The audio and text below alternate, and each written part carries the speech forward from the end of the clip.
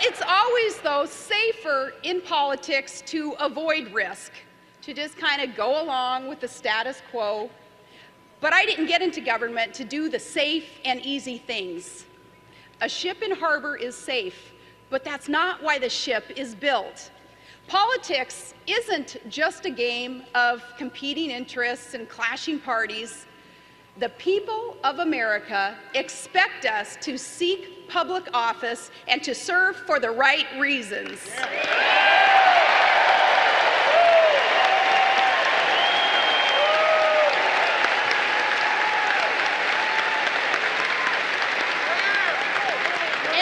The right reason is to challenge the status quo and to serve the common good.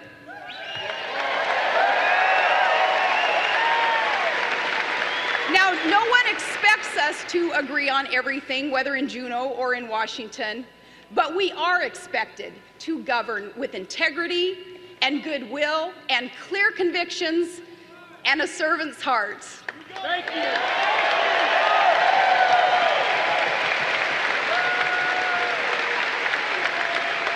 Now, no leader in America has shown these qualities so clearly or presents so clear a threat to business as usual in Washington as Senator John S. McCain.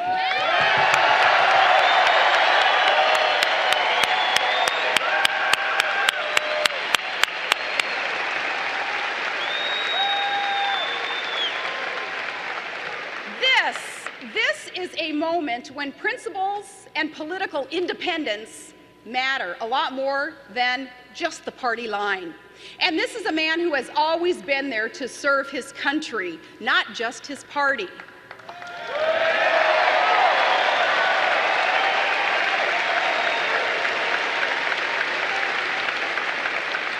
And this is a moment that requires resolve and toughness and strength of heart in the American president. And my running mate is a man who has shown those qualities in the darkest of places and in the service of his country.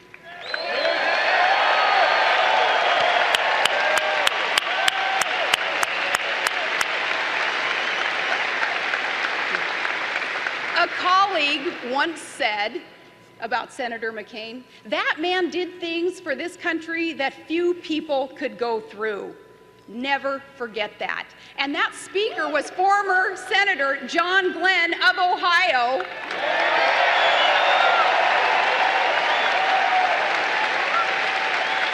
And John Glenn knows something about heroism.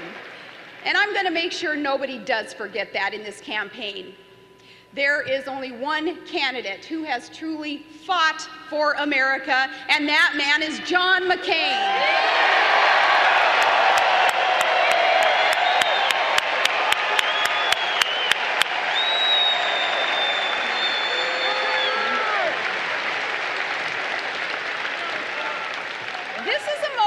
This is a moment when great causes can be won and great threats overcome, depending on the judgment of our next president.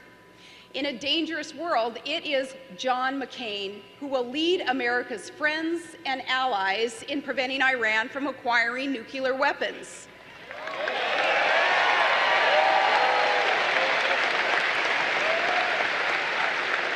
It was John McCain who cautioned long ago about the harm that Russian aggression could do to Georgia and to other small democratic neighbors and to the world oil markets.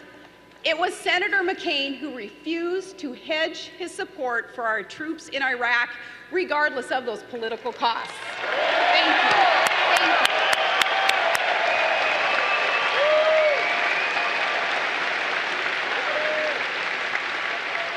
And you know what? As the mother of one of those troops, and as the commander of Alaska's National Guard, that's the kind of man I want as our commander-in-chief.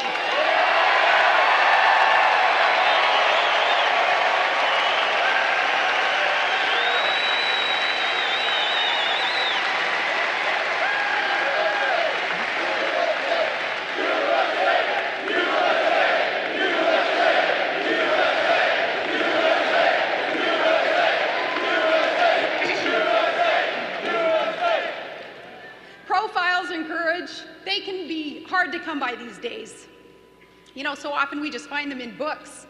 But next week, when we nominate John McCain for president, we're putting one on the ballot.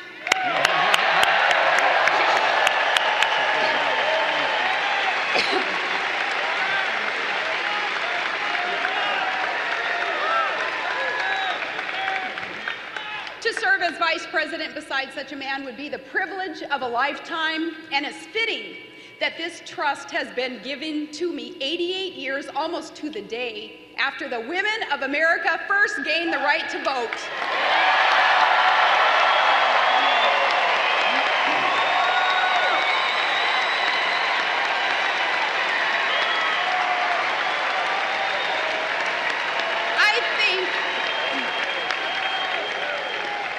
I think as well today of two other women who came before me in national elections. I can't begin this great effort without honoring the achievements of Geraldine Ferraro in 1984. And of course, Senator Hillary Clinton, who showed such determination and grace in her presidential campaign.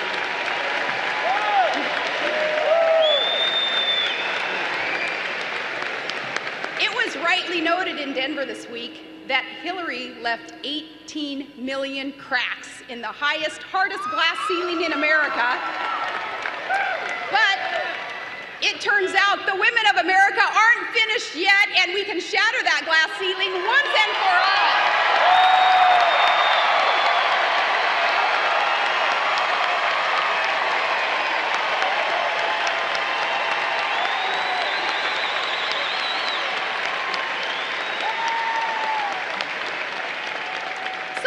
Part. The mission is clear. The next 67 days, I'm going to take our campaign to every part of our country and our message of reform to every voter of every background, in every political party or no party at all. If you want change in Washington, if you hope for a better America, then we're asking for your vote on the 4th of November. My fellow Americans, join our cause.